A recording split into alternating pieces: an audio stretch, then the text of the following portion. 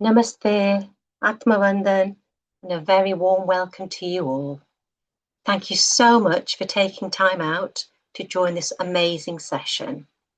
So we're on the book called The Power of Your Subconscious Mind by our amazing Joseph Murphy. We're on page 166, and this book brings amazing transformational changes if we follow the guidance and the positive affirmations. Today, Vaniji is going to read for us. We'll be reading roughly 10 to 15 pages. After Vaniji's finished, we'll ask Vaniji to do some reflection, if that's okay, as to what she feels she's gained from these amazing pages. And then anybody else, you're welcome to say your piece as to what you've learnt, what your reflections are. You just need to unmute yourself where the microphone button is if you want to say anything. And then we'll wrap it up for any questions or any feedback. So without further ado, I'll hand over to you, Vaniji. I'm just going to share the document, and if you could kindly unmute yourself, that'd be amazing. Thank you.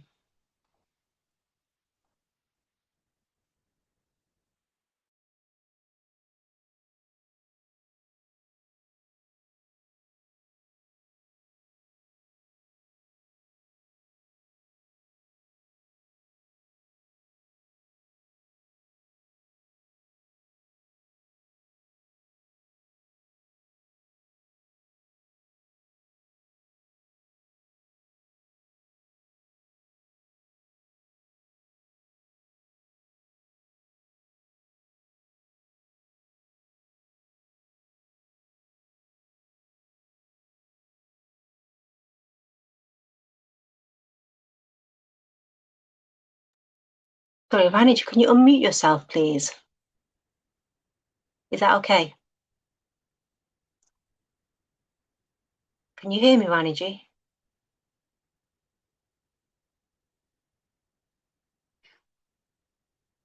Ask to unmute. Hello. Hi, everyone. Today we will continue with the topic, how much do you want what you want?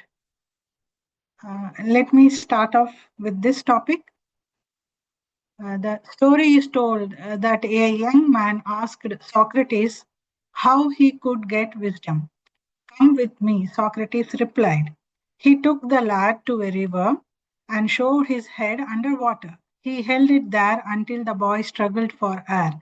Then he let him go. Once the boy regained his composure, Socrates asked him, what did you desire most when your head was under water? I wanted air, the boy told him. Socrates nodded slowly. When you want wisdom as much as you wanted air, when you were immersed in the water, he said, you will receive it. In the same way, when you have an intense, sincere desire to overcome a certain block in your life, you come to a clear cut decision that there is a way out. You confidently decide that that is the course you wish to follow. Then victory and triumph are assured. If you really want peace of mind and inner calm, you will get it.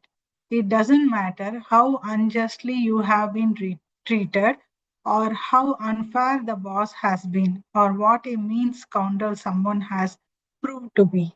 All this makes no difference to you when you awaken to your mental and spiritual powers. You know what you want, and you will definitely refuse to let the thieves, that is, thoughts of hatred, anger, hostility, and ill will, rob you of peace, harmony, health, and happiness. Once you learn the habit of identifying your thoughts immediately with your aim in life, you cease to become upset by people, conditions, news, and events. Your aim is peace, health, inspiration, harmony, and abundance. Feel a river of peace flowing through you now. Your thought is the immaterial and invisible power, and you choose to let it bless, inspire, and give you peace. Why he could not be healed? Alan Guess was a field representative for a major textbook distributor. He was married with 4 children, but he was also involved in a secret relationship with another woman during his business trips. When he came to see me, he was nervous and irritable. He could not get to sleep without pills. He had high blood pressure and an assortment of internal pains that his doctor could not diagnose or relieve. To make matters worse, he was drinking heavily. As we quickly discovered, the cause of all this was a deep, unconscious sense of guilt. The religious creed he had been brought up in was deeply lodged in his subconscious mind. It placed great stress on the sanctity of the marriage vows, yet he was violating them flagrantly and constantly. He drank to excess in a vain attempt to heal the wound of guilt, just as an invalid might take morphine and codeine for severe pains. He was taking alcohol for the pain or wound in his mind. It was the old story of adding fuel to the fire. The explanation and the cure. He listened to my explanation of how his mind worked. He faced his problem, considered it carefully, and made a decision to give up his illicit relationship. He also realized that his drinking was an unconscious attempt to escape. The hidden cause lodged in his subconscious mind had to be eradicated. Only then would healing follow. He began to impress his subconscious mind 3 times a day using this prayer. My mind is full of peace, poise, balance, and equilibrium. The infinite lies stretched in smiling repose within me. I am not afraid of anything in the past, the present, or the future. The infinite intelligence of my subconscious mind leads, guides, and directs me in all ways. I now meet every situation with faith, poise, calmness, and confidence. I am now completely free from the habit. My mind is full of inner peace, freedom, and joy. I forgive myself, then I am forgiven. Peace, sobriety, and confidence reign supreme in my mind. As he repeated this prayer, he was fully aware of what he was doing and why he was doing it. Knowing what he was doing gave him necessary faith and confidence. I explained to him that as he spoke these statements out loud, slowly, lovingly, and meaningfully, they would gradually sink into his subconscious mind. Like seeds, they would grow after their kind. His ears heard the sound, and the healing vibrations of the words reached his subconscious mind and obliterated all the negative mental patterns that had caused his problems. Light dispels darkness. The constructive thought destroys the negative thought. He became a transformed man within a month. Refusing to admit it. If you are an alcoholic or drug addict, admit it. Do not lodge the issue. Many people remain alcoholics because they refuse to admit it. Your disease is an instability and inner fear. You are refusing to face life, and so you try to escape your responsibilities through the bottle. As an alcoholic, you have no free will.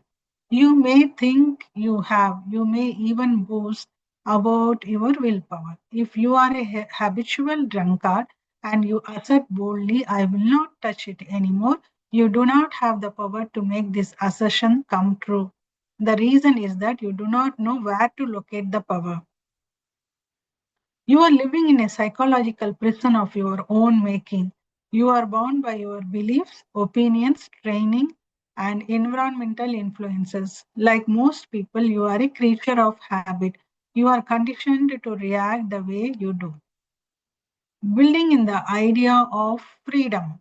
You can build the idea of freedom and peace of mind into your mentality so that it reaches your subconscious depths.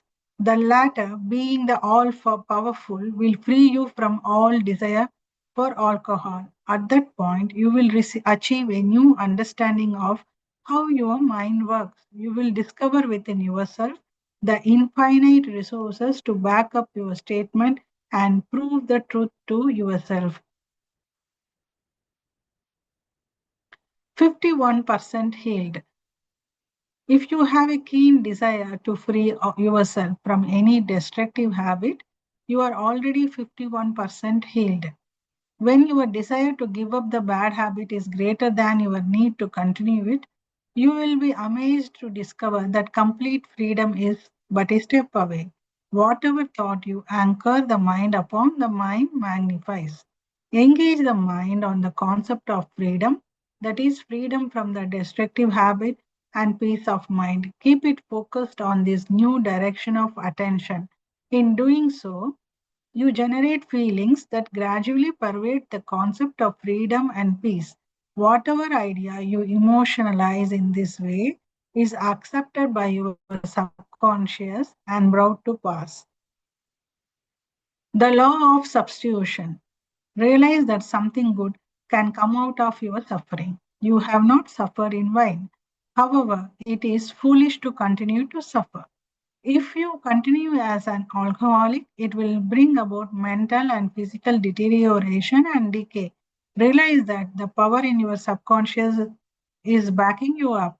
Even though you may be seized with melancholia, you can begin to imagine the joy of freedom that is in store for you. This is the law of substitution. Your imagination took you to the bottle. Let it now take you to freedom and peace of mind. You will suffer a little, but it is for a constructive purpose. You will bear it like a mother in the pangs of childbirth, and you will bring forth a child of the mind. Your subconscious will give birth to sobriety. Cause of alcoholism. The real cause of alcoholism is negative and destructive thinking. For as humans thinketh, so are they. The alcoholic has a deep sense of inferiority, inadequacy, frustration, and defeat. Often these are accompanied by a deep inner hostility. He or she has countless alibis to explain his or her drinking, but in reality, the sole reason is in the person's thought life. Three magic steps. The first step: get still, quiet the wheels of the mind, enter into a sleepy, drowsy state. In this relaxed, peaceful, receptive state, you are preparing for the second step. The second step: take a brief phrase that can be graven readily on the memory and repeat it over and over as a lullaby. Use the phrase sobriety and peace of mind are mine now, and I give thanks. To prevent the mind from wandering, repeat it aloud or sketch its pronunciation with the lips and tongue as you say it mentally. This helps its entry into the subconscious mind. Do this for 5 minutes or more. You will find a deep emotional response. The third step, just before going to sleep, practice what Johann von Goethe, the great German poet, used to do. Imagine a friend or loved one with you. Your eyes are closed. You are relaxed and at peace. The loved one or friend is subjectively present and is saying to you, congratulations. You see the smile. You hear the voice. You mentally touch the hand. All is real and vivid. The word congratulations implies complete freedom. Hear it over and over until you get the subconscious reaction that satisfies. Keeping on. When fear knocks at the door of your mind, or when worry, anxiety, and doubt cross your mind, behold your vision or your goal. Think of the infinite power within your subconscious mind, which can generate your thinking and imagining. This will give you confidence, power, and courage. Keep on, persevere until the day breaks and the shadows flee away. Review your thought power. The solution lies within the problem.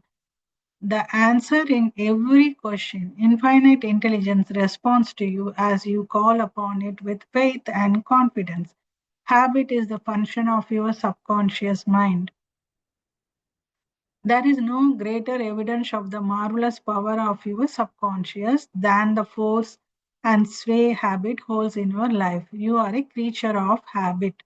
You form habit patterns in your subconscious mind by repeating a thought or act over and over. until it establishes tracks in the subconscious mind and becomes automatic. You have freedom to choose. You can choose a good habit or a bad habit.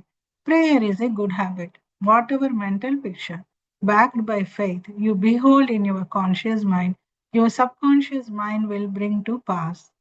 The only obsolete to your success and achievement is your own thought or mental image. When your attention wanders, bring it back to the contemplation of your good or goal.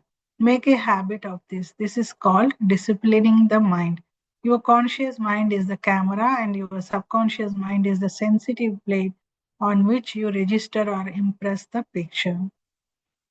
The only jinx that follows anyone is a fear thought repeated over and over in the mind. Break the jinx by knowing that whatever you start, you will bring to a conclusion in divine order. Picture the happy ending and sustain it with confidence. To form a new habit, you must be convinced that it is desirable. When your desire to give up the bad habit is greater than your desire to continue, you are already 51% healed.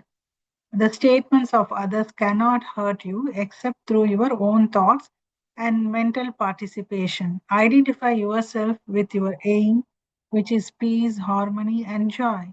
You are the only thinker in your universe. Excessive drinking is an unconscious desire to escape. The cause of alcoholism is negative and destructive thinking. The cure is to think of freedom, sobriety, and perfection, and to feel the thrill of accomplishment. Many people remain alcoholics because they refuse to admit their problem. The law of your subconscious mind, which hold you in bondage and inhibited your freedom of action, will give you freedom and happiness. It depends on how you use it. Your imagination took you to the bottle. Let it take you to freedom by imagining you are free. The real cause of alcoholism is negative and destructive thinking. As a man thinketh in his heart, subconscious mind, so is he. When fear knocks at the door of your mind, let faith in God and all things good open the door. How to use your subconscious mind to remove fear. One of my students was invited to speak at the manual banking of his professional association. He told me he was panic stricken at the thought of speaking before 1,000 people, many of whom were influential in his field. He overcame his fear this way. For several nights, he sat calmly in an armchair for about 5 minutes. He said to himself, slowly, quietly, and positively, I am going to master this fear. I am overcoming it now. I speak with poise and confidence. I am relaxed and at ease. In this way, he set into operation a definite law of mind. When the time came, he overcame his fear and gave a very successful speech. The subconscious mind is amenable to suggestion. It is controlled by suggestion. When you still your mind and relax, the thoughts of your conscious mind sink into the subconscious. The process is similar to osmosis, in which fluids separated by a porous membrane intermingle. As these positive seeds or thoughts sink into the subconscious area, they grow after their kind and you become poised, serene, and calm. People's greatest enemy. It has been said that people's greatest enemy is fear. Fear is behind failure, sickness, and poor human relations. Millions of people are afraid of the past, the future, old age, insanity, and death. But fear is a thought in your mind. This means that you are afraid of your own thoughts. A small child can be paralyzed with fear when a playmate says, there is a monster under the bed who will grab him in the night. But when the parent turns on the light and shows there is no monster, he is freed from fear. The fear in the mind of the child was every bit as real as if there were really a monster there. He was healed of a false thought in his mind. The thing he feared did not exist in the same way. Most of your fears have no reality, they are merely a conglomeration of sinister shadows, and shadows have no reality.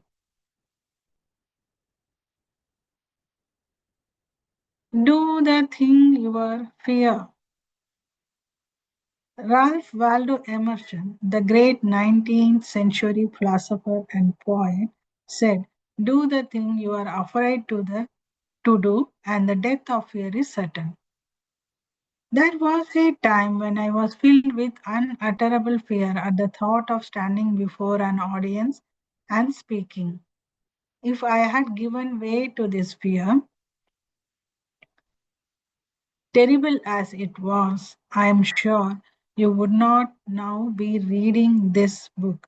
I would never have been able to share with others what I have learned about the workings of the subconscious mind. The way I overcome this fear was to follow Emerson's advice. Quaking inside, I went before audiences and spoke. Gradually, I became less fearful until at last I was comfortable enough to enjoy what I was doing. I even grew to look forward to speaking engagements. I did the thing I was afraid to do, and the death of fear was certain. When you affirm positively that you are going to master your fears, and you come to a definite decision in your subconscious mind, you release the power of the subconscious, which flows in response to the nature of your thought. Banishing stage fright. In an earlier chapter, I described the case of Janet R., a young opera singer whose career had been sidetracked by a terrible case of stage fright. When she was invited to audition for a major role in an opera production, she realized that this might well be her last chance at success. Yet her stage fright was as powerful as ever. Unless she managed to deal with it, she knew she would fail once again. The way she overcome her fear was to isolate herself in a room and do her best to relax both her body and mind. To counteract the fear, suggestion that dominated her subconscious mind, she repeated slowly, quietly, and with feeling the words, "I sing beautifully. I am poised, serene, confident, and calm." She repeated these words from 5 to 10 times at each sitting. By the end of 1 week, she felt poised and confident. When the time came, she gave an outstanding audition. If you adapt this procedure to your situation and carry it out sincerely and confidently, the death of fear is certain. Fear of failure. I often get visits from students at a nearby university. One complaint many of them share is what we can call suggestive amnesia during examinations. They all tell me the same thing. I know the material cold before the exam and I remember all the answers after the exam. But when I am in the classroom staring down at a blank exam booklet, my mind goes totally blank. A great many of us have had similar experiences. The explanation lies in one of the major laws of the subconscious mind. The idea that realizes itself is the one to which we give the most concentrated attention. In talking with these students, I find that they are most attentive to the idea of failure. As a result, it is failure that the subconscious mind brings into reality.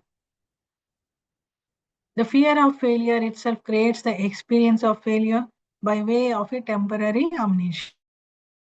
A medical student named Sheila A. was one of the most brilliant students in her class. Yet, when she faced a written or oral examination, she found herself going blank at even simple questions. I explained the reason to her. She had been worrying and brooding over the chances of failure for several days before the exam. These negative thoughts became charged with fear. Thoughts enveloped in the powerful emotion of fear are realized in the subconscious mind. In other words, this young student was requesting her subconscious mind to see to it that she failed, and that is exactly what it did. On the day of the examination, she found herself stricken with suggestive amnesia. How she overcame her fear. As Sheila studied the working of her subconscious mind, she learned that it is the storehouse of memory. It had a perfect record of everything she had heard and read during her medical training. Moreover, she learned that the subconscious mind is responsive and reciprocal. The way to be in deep rapport with it is to be relaxed, peaceful, and confident. Every night and morning, she began to imagine her parents congratulating her on her wonderful record. She would hold an imaginary letter from them in her hand. As she began to contemplate this happy result, she called forth a corresponding or reciprocal response or reaction in herself. Under this consistent stimulation, the all wise and omnipotent power of the subconscious took over. It dictated and directed her conscious mind accordingly. She imagined the end, thereby willing the means to the realization of the end. After following this procedure, she had no trouble passing her subsequent exams. The subjective wisdom of her subconscious mind took over and compelled her to give an excellent account of herself. Fear of water. When I was about 10 years old, I accidentally fell into a swimming pool. I had never learned to swim. I flailed my arms, but it did no good. I felt myself sinking. I can still remember the terror as the dark water surrounded me. I tried to gasp for air, but my mouth filled with water. At the last moment, another boy noticed my plight. He jumped in and pulled me out. This experience sank into my subconscious mind. The result was that for years I feared the water. Then one day I mentioned this irrational fear of mine to a wise elderly psychologist. Go down to the swimming pool, he told me. Look at the water. It is simply a chemical compound made up of two atoms of hydrogen and one of oxygen. It has no will, no awareness, but you have both. I nodded, wondering where this was leading. Once you understand what the water is essentially passive, he continued, say out loud in a strong voice, I am going to master you. By the powers of mind, I will dominate you. Then go into the water. Take swimming lessons. Use your inner powers to overcome the water. I did as I was told. Once I assumed a new attitude of mind, the omnipotent power of the subconscious responded, giving me strength, faith, and confidence. It enabled me to overcome my fear, and I mastered the water. Today I swim every morning for both health and pleasure. Do not permit water to master you. Remember you, remember you are the master of the water. Master technique for overcoming any particular fear. Here is a technique for overcoming fear that I have taught from the lecture platform to thousands of people. It works like a charm. Try it. Suppose you are afraid of swimming. Begin now to sit still for 5 or 10 minutes, 3 or 4 times a day. Put yourself into a state of deep relaxation. Now imagine you are swimming. Subjectively, you are swimming. Mentally, you have projected yourself into the water. You feel the brisk coolness of the water and the movement of your arms and legs. It is all real, vivid, and a joyous activity of the mind. This is not idle daydreaming. You understand that you are what you are experiencing in your imagination will be developed in your subconscious mind. When you will be compelled to express the image and the likeness of the picture you impressed on your deeper mind. When you next attempt to swim, it is the joy that will surface. This is the law of the subconscious. You can apply the same technique to other fears. If you are afraid of high places, imagine you are taking a stroll in the mountains. Feel the reality of it all. Enjoy the pure air, the alpine flowers, the thrilling scenery. Know that as you continue to do this mentally, you will come to do it physically with ease and comfort.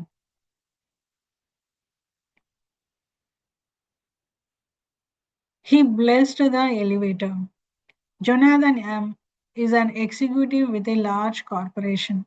For many years, he was terrified to ride in an elevator.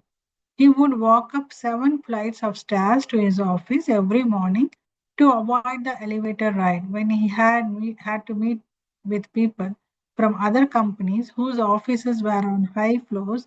He always found some excuse to meet them at his own office or at a restaurant.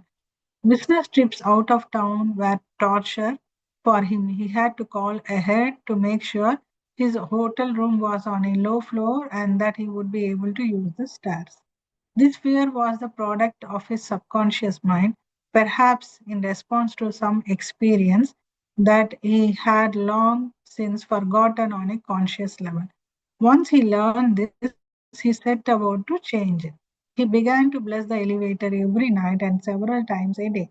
In a calm, confident mood, he repeated to himself, "The elevator in your building is a wonderful idea. It came out of the universal mind. It is a boon and a blessing to all our employees. It gives wonderful service. It operates in divine order.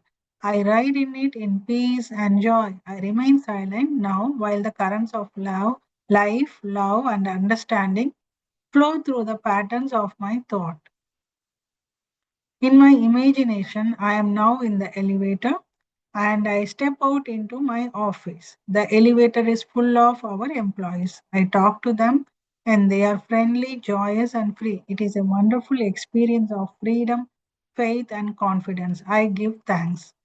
He continued this prayer for 10 days. On the 11th day, he walked into the elevator with other members of his company and felt completely free. Normal and abnormal fear. A newborn baby has only two basic fears: the fear of falling and the fear of sudden loud noises. These are perfectly normal. They serve as a sort of alarm system given you by nature as a means of self preservation. Self preservation. Normal fear is good. You hear an automobile coming down the road toward you and you step aside to survive. The momentary fear of being run over is overcome by your action. All other fears are abnormal. They were caused by particular experiences or were passed along to you by parents, relatives, teachers, and others who influenced your early years. Abnormal fear. Abnormal fear takes hold when people let their imagination run riot. I knew a woman who was invited to go on a trip around the world by plane. She began to cut out of the newspapers all reports of airplane catastrophes. She even ordered a videotape of the world's worst airplane crashes. She imagined herself going down in the ocean and drowning. This is abnormal fear. Had she persisted in this, there is a strong chance that she would have attracted to herself what she feared most. Another example of someone who suffered from abnormal fear is a businessman in New York who was very successful and prosperous. He created his own private mental motion picture in which his company was forced into bankruptcy and he lost everything. The more he ran this mental movie of failure, the more he sank into a deep depression. He refused to stop this morbid imagery. He kept telling his wife, "This can't last.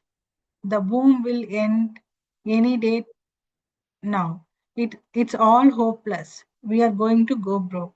His wife later told me that in the end, he did go bankrupt. All the things he imagined and feared came to pass.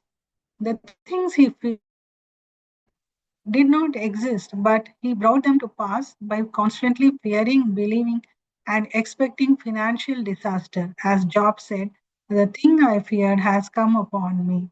The world is full of people who are afraid that something terrible will happen to their children or that some dread catastrophe will befall them.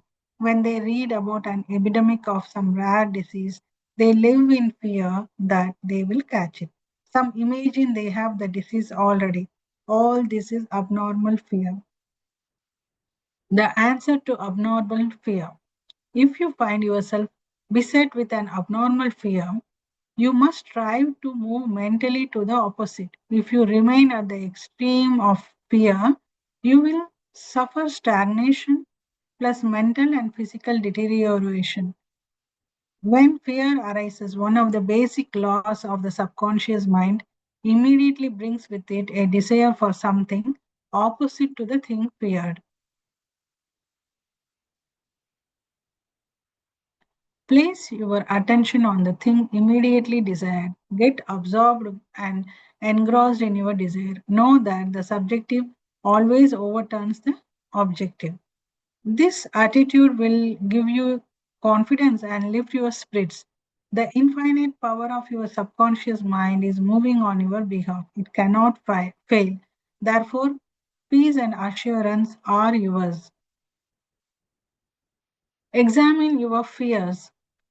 The head of sales for a major multinational corporation confided that when he first began working as a salesperson, he had to walk around the block 5 or 6 times before he could get up the nerve to call on a customer.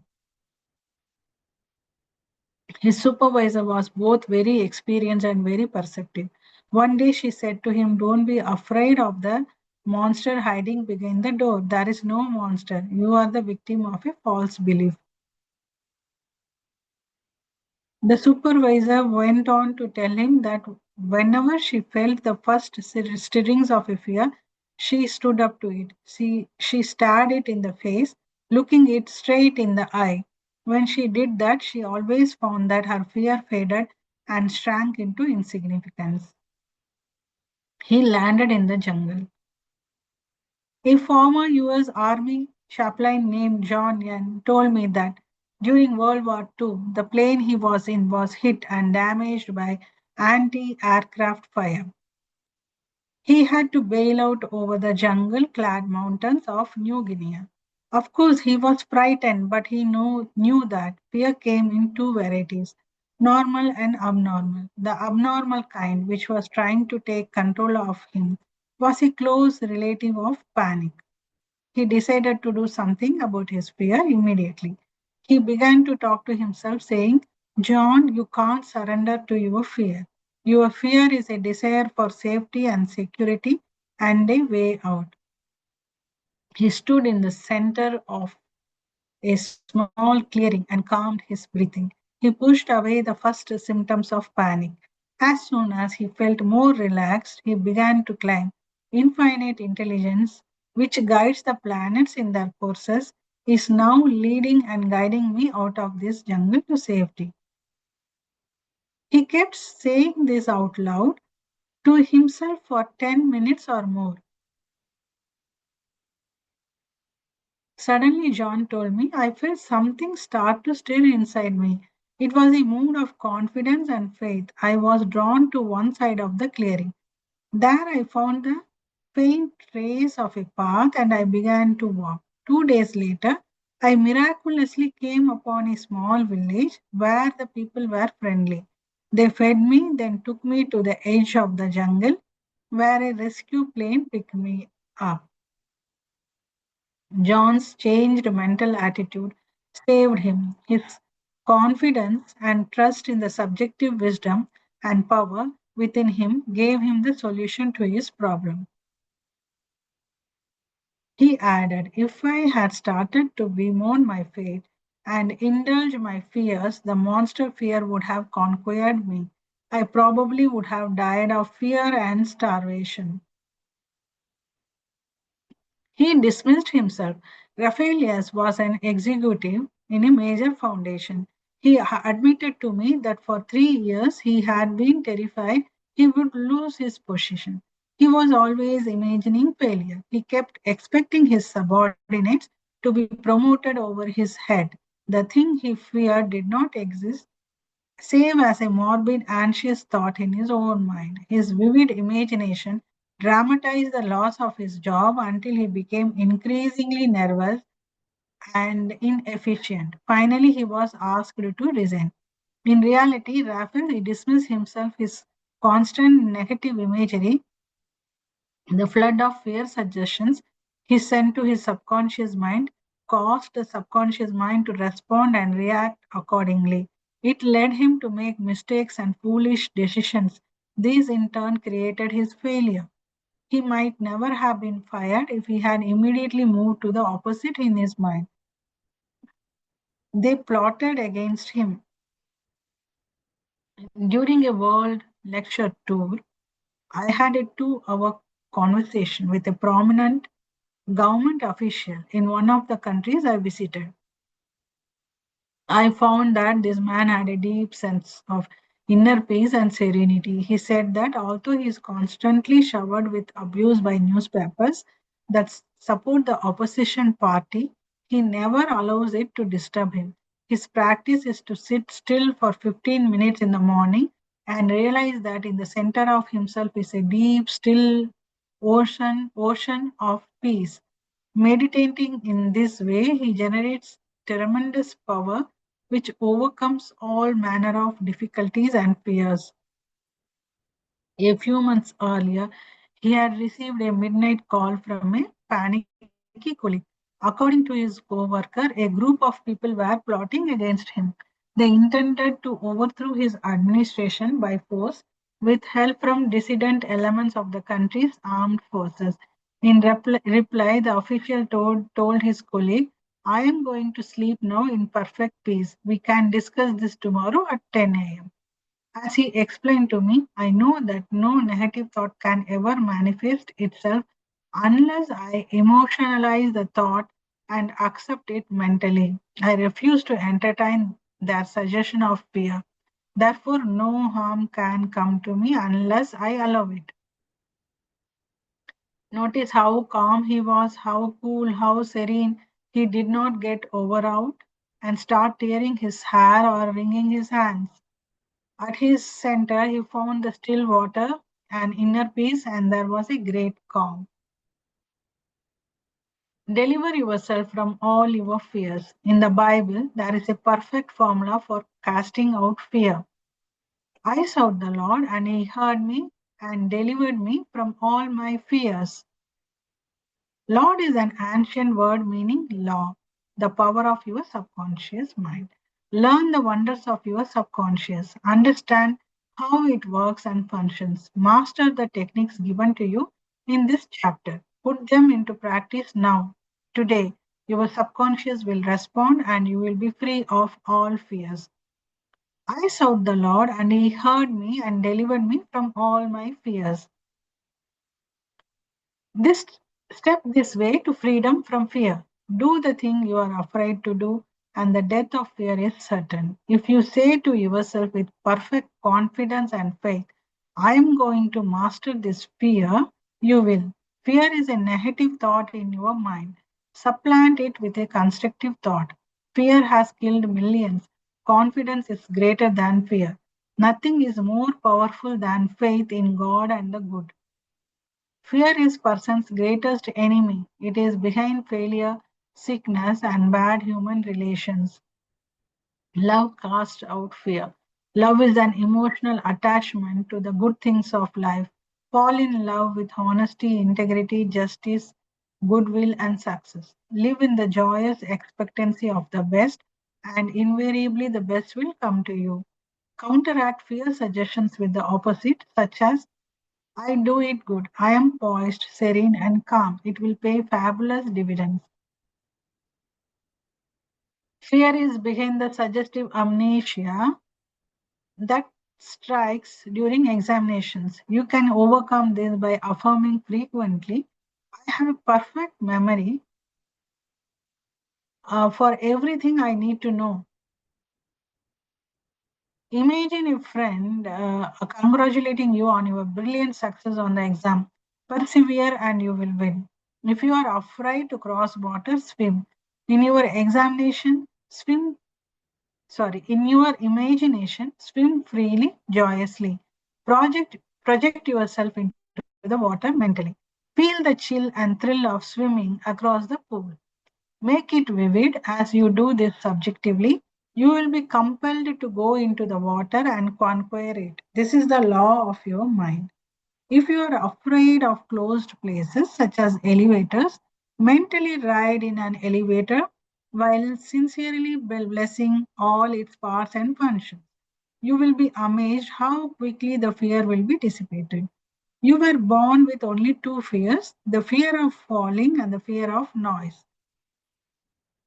All your other fears are acquired. Get rid of them.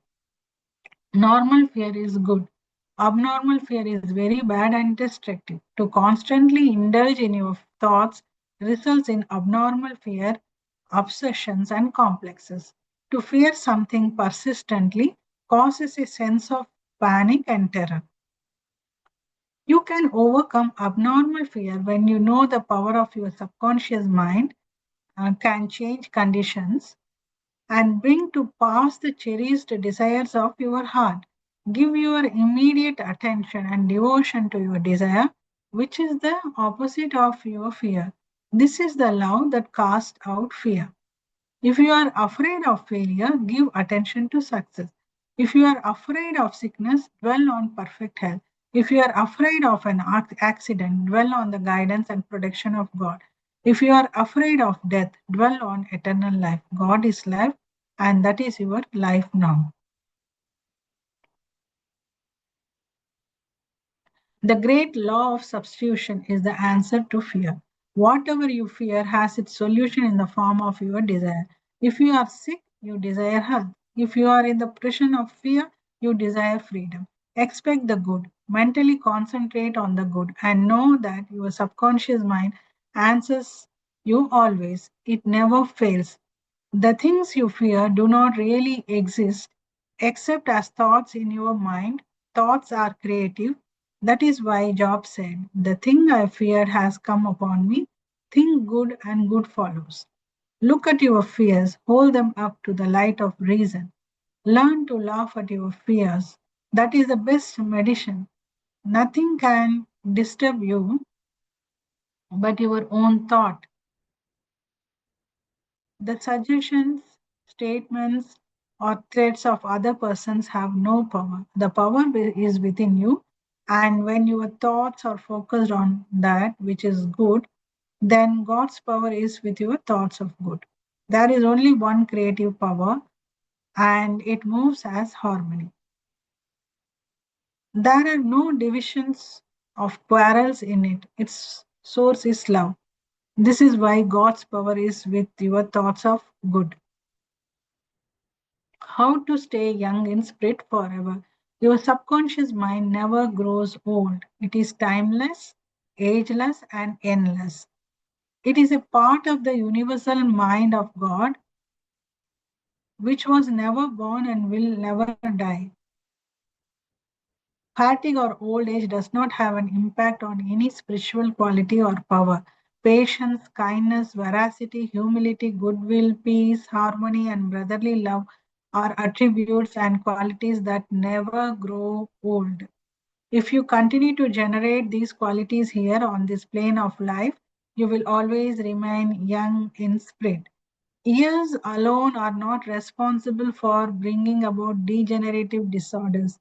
It is not time itself, but the fear of time that has a harmful aging effect on our minds and bodies. Indeed, the neurotic fear of the effects of time may well be the cause of premature aging. During the many years of my public life, I have had occasion to study the biographies of famous men and women who have continued their productive activities into the years well beyond the normal span of life.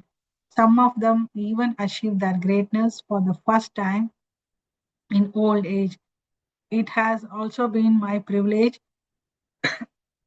to meet and get to know countless individuals of no special prominence who in their lesser sphere belong among those hardy mortals who have proved that old age itself does not destroy the creative powers of the mind and body.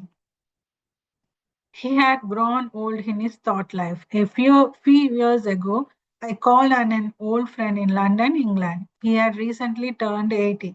For many people, this is a cause for rejoicing, but unfortunately not for him.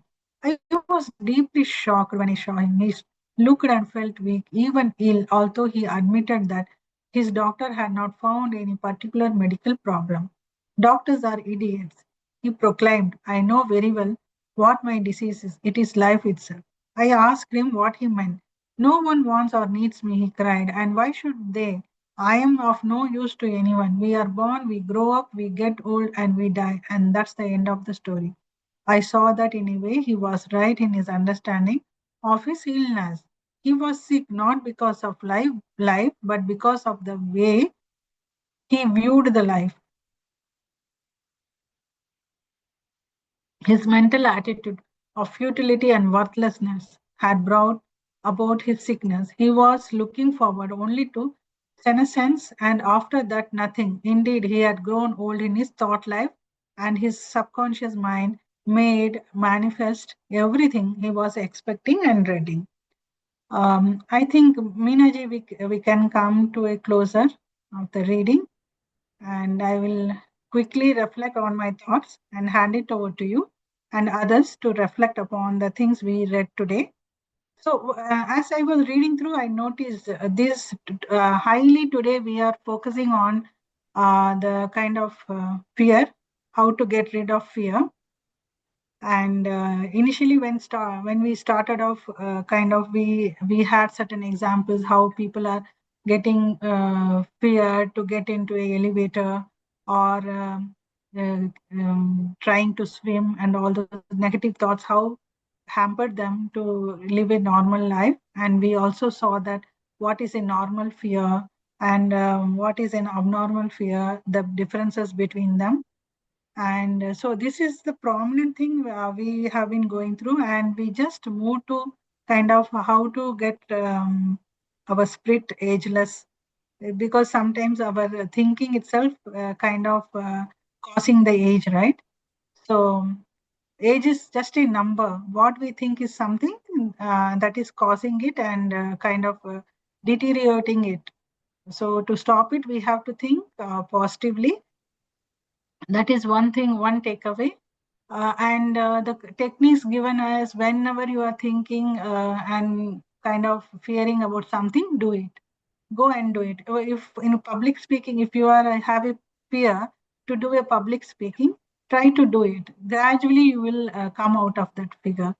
And it's a fear is a negative thought also. So you have to do the replacement kind of suggestion. You have to do the opposite of the fear. You have to suggest it to your subconscious mind.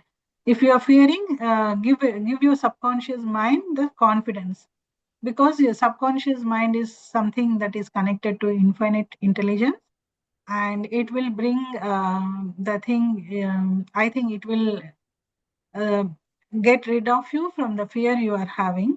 So fear is the greatest enemy. It's a kind of the reason for all the failures, sickness, and everything. So you have to get rid of him. That is one fear related one. And second theme was related around the alcoholism, how your thought patterns, guilt is causing them. And one example has been that how a guy who is cheating on his wife felt the guilt and turned into this alcoholism, and how he has eventually come out of it.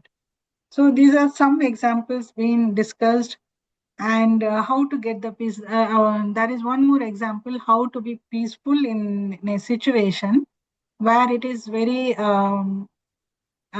there is a chance that people are telling you that tomorrow, kind of some, he's a politician, I think, that in that example, and he was told tomorrow somebody is planning to do some coup to remove him from his tremendous power, but he still maintained his peace and calm due to his practice of um, meditation kind of thinking that he is in midst of a deep peace, and his mind is filled with a deep ocean, and with ocean of calm, and he used it every night, and how he has been successful. So there are many examples in this book. From the very day we started off, we are seeing very miraculous incidents and getting through it, and it gives a confidence, even though we have some doubts, kind of whether it's true, whatever, whether I say daily 10 days it will happen. So these are not all doubtful thoughts. So we need to, again, it's a negative pattern, right? So we need to remove this negative pattern and get into a positive thought processes patterns, so we can be successful. That's what based on my reading, I'm kind of reflecting that this is the theme of it. Yeah. Thank you, guys. Whether somebody else want to reflect, Meenaji, you can go ahead, and let's see some other people what they are thinking about this book. So, Raniji, heartfelt gratitude. You summed that up so well. Honestly, you covered the key main points that we've just learned from Joseph G. My take today, absolutely, lots of love going out to you, Raniji. Whoever put that, thank you so much. So, my take today are quite a few points. The very first paragraph, Joseph G made reference that if you really want to develop yourself spiritually, it's like you're drowning and you've got the urge to come out of the water. So unless you have that deep desire within to make a difference, to grow spiritually, everything's going to carry on the same way it is. So you've got to have that divine inspiration within that I want to learn, I want to grow, I want to become positive, I want all the positive attributes. Because if you haven't got that thirst, then you're not going to receive the quenching knowledge. To me, that was quite deep. In order to progress spiritually, you've got to have that internal desire to make a difference, to see changes, and to see the positivity in your life, which I thought was absolutely brilliant. The second point on visualization, that is key. A lot of people teach us that visualization is so important. And that actually, I think, does actually help. Because I found from past experiences, when I've gone for job interviews, for example, I've always focused on the positives. And I've also visualized myself sitting in the office, how my colleagues would be, my mug cup that I have now sat in front of my desk, how I'd feel, what training would happen, what emotions I'd go through, all my senses, what I'd smell, what I'd touch. And that does actually work. I've been so lucky in some of my interviews where I've had such confident people around me, more senior than me, and yet I've still been offered the position, which to me proves it's the power of the mind, the power of the subconscious, which is absolutely key. And then there was a paragraph that made me think of our Unified book. I know I say this every day, but there was the line there about feelings of peace, joy, harmony. And that's exactly what Babaji teaches us in terms of our traits, attributes of God are actually our attributes. And the ocean of peace within, that to me was very key. In any frightful situations, if you can calm yourself, and that's the other thing Joseph said, a calm, sleepy, relaxed state of mind is more productive than if you're hyperventilating or stressed, because you can't think clearly then. So in any situation, always count yourself to 10 or calm yourself down, take yourself away from that situation and just focus on your breathing. And that's what we're learning through meditation. Anapanasati meditation, through Badriji and Lord Buddha, on all the different masters that are teaching us. If we can focus on our breath, we can see a big difference, which I thought was absolutely amazing. And then the bit about the visualization, what hung home was, feel yourself being told, congratulations. So whatever it is, whether it's the fear of heights, going on mountains, or driving or whatever, see somebody who's close to you saying congratulations.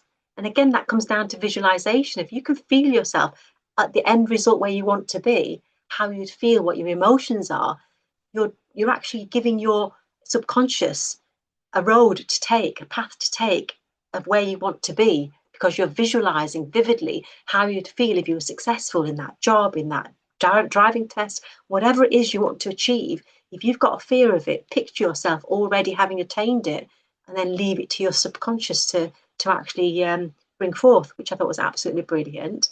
Um, and then there was the issue about, I think a lady had issues singing. She had the fear of singing because she was thinking all these negative traits. But then she overturned that, like you said, Raniji, of the positivities that had come out of it. So she said to herself, I'm poised, I can sing sweetly, my voice is beautiful, or whatever positive affirmations she was giving herself, she was actually training her conscious and her subconscious mind to believe that she could do that. So her voice might not have been at good quality or might not have been as good as it could be, but by her thinking that, her thoughts were coming into action and she was able to deliver and sing so beautifully, which I thought was absolutely amazing. The other take I took was a personal example is I took part in the Outdoor Pursuit Centre in Leicester, and I was so brave because we had a massive climbing frame and you were held with a rope on top of your head and you had to climb up and you were literally walking on a rope and you could look downstairs, down below, really high down below. And the fear, my conscious mind was saying, I could drop, I could fall, I could be hurt, I could be damaged. Do you know what I mean? See, this is serious stuff. Why are you doing this? But I fought that fear. In my mind, my subconscious mind, I said, I can do this. I can do, even though I was scared, I knew I had a string that was above me that would not allow me to drop. And the hardest thing was to do was to let go the initial step when you have to just give it your all, just have the confidence and just go. That was the hardest bit in the whole assault course that I did. And honestly, I felt so good afterwards. I thought, today I've ticked something off my bucket list that I can do anything. If I set my mind to it, I can do it. And honestly, looking back, I felt so happy and proud that I'd done something that a lot of people wouldn't even dream of. You look at it, you probably walk the other way thinking, no, that's not for me. But I'm quite a daredevil, even like rides, roller coasters, and all the scary rides. I just go for it. And I found it so fun and thrilling that I enjoy things like that. So that was an example of that. And overall, I think in summary, what Joseph G is saying, we are the controllers of our destiny. If you want to achieve something and there's a mental block, there's a fear that's stopping you, you need to find a way to work around that mental block and know there's an answer there. You've got to have that trust in the divine, trust in yourself, trust in your gurus and your masters, and you will get what you want to do. As long as you've got your heart and mind set on it, but it takes practice. So it's like I've said before, it's one thing reading the book, one thing discussing it, but the key thing is actually take out what resonates and build into your everyday pattern to train your subconscious mind to do what you want to do. So once we finish this book, I'm definitely planned on heart going to pick out bits that I need to build on and work on because life is precious. And the other thing about age, he said about age is only a number. Mentally, I'm only 28. Physically, I'm a lot older, which I can't believe how. But I know in my heart of heart that because I think I'm young, I look young, I act young. And that to me is the evidence of the positivity of your thinking. So hats off to you, Rani. Jeff took quite a lot of time. Sorry. Would anybody likes to give your reflections of what you've learned today, the key take homes, key learnings, or anything that you think you'd like to suggest at all? If you do, just unmute yourself if that's okay. Thank you so much, Vaniji. Thank you, Minaji. It was like a sit back session for me. I was grasping and taking all in. So today I don't have much to say, but I enjoyed the reading and I enjoyed the reflections of you both. It is somehow like it is meant for me to listen these words and inspire from them. That's all I can say. It's all Babaji's grace. And thank you, everyone. Heartfelt gratitude, Sujanaji, for joining us. And, it's so good that you're on board. It helps because the company you keep colours you. We've got positive company around us with, our thoughts are like in the same road, if that makes sense. So we've definitely moved forward if we could hold our hands and push each other on. So thank you so Yes. much. Yes, it is indeed a bit quite a big support for me. Beautiful. And congratulations as well. I want to bring that in, Sujanaji, for your amazing book that recently won an award. So Thank hats you. off to Thank you so you. much. It just shows, the positivity in you. You've reflected it on paper in a book. So hats off to you for your award. Really It's well done. all Babaji's and divine work. I am just a pen noting down those lessons that I have got. So it's nothing Bless. with me. It's all the grace of Babaji Do you want that to should share the title of flourish. your book so people can actually know what your book we're referring to? Can you just give us a title of your book, please? It's a I don't know how some pronounce them Thi and some pronounce them Thai. It is a Thai master's voice. So it's the divine voice of Babaji that I have first felt and inspired from the very first session that I have joined in Monica Ji's unified course, and it made my life. I never ever dreamt of doing it, and I didn't, as said in today's session, I was like holding back my fears and tears and whatnot.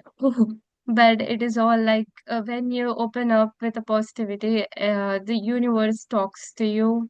It shows the brighter way to for you to step in, and you can't even imagine what happens next. It's all the blessing that is flourishing from within you and towards you, and lead you in a brighter way. Because earlier I used to think I am no one to say, I am nothing to tell anyone or talk to anyone, because everyone are superior or everyone knows much knowledge. So it's not about the knowledge or divine or what the other person thinks. It all about it is all about uh, right now, uh, what it is for you, because at this moment someone will come to you and give you that inspiring words that you can step on and progress in your life. So that one word changes a life. So that one word may not come from a scholar, it may come from your a nursery student or your child. So that one word changes. So that's what I have learned in my life. So it is the divinity of the knowledge and wisdom that we share with each other. So they are no greater or no lesser, but I do believe everyone is greater. But I have learned that you are no lesser than anyone. So that's the main thing I have learned in my life after joining Babaji's. I am no lesser. I am equal to God. I am equal to divinity. It is not like I am equal to God means I am taking in the God's qualities. So that's what it is. Beautiful. Thank you, Nancy. Heartfelt gratitude to you, Sujanaji, for sharing your divine knowledge and words there. So clearly, what you're saying, what Babaji teaches us, and what Joseph just said, is that we can learn from anything and everything. Even Mother Nature teaches us so, so much. Look at the roots of a tree, how strong and how deep they are. We can learn like that. Mountains being strong. There's so much we can learn even from nature. And anybody and anything, like you said, you can learn from a child. How beautiful is it when a child just smiles at you and they don't hold any grudges? They let go. They'll cry for that one day. Next day, they're back to normal again. They bounce back. Whereas us Yes, yes, adults, us adults are always in the past of what the grudges we may have held. And that always slows us down and doesn't allow us to be happy and joyful and to move forward in life because we're living in the past. So Babaji teaches us to always remain in the present moment. And again, that comes down to mindfulness, because that's what mindfulness means, actually enjoying every single morsel of food you eat, being in the present here and now and not worrying about the past or the future because that's out of your hands. If we focus on the here and now, automatically your future will be bright. So, yes. yeah, hats off to you. And it does make a difference having the positive company around you because that's like the beautiful rain and the nutrients a plant needs. In the same way, we too need that positivity around us and good company to get us in the right direction. So yeah, hats off to you, Vanij. You read so well today, and you summed it up Thank so you so much, beautifully. Maniji. You are such a blessing to our group. Honestly, you've really made such a big difference. And I appreciate you from the bottom of my heart. To you, Sujanaji and Pushpaji and everybody else who's joined us, heartfelt gratitude and apologies for Monica G. She couldn't join us today, but we will be meeting same place, same time tomorrow evening at 7:30, and we may even be wrapping it up tomorrow based on how far we've read today. So heartfelt gratitude to you all, love and light, and please do kindly join us tomorrow. Thank you. Good night.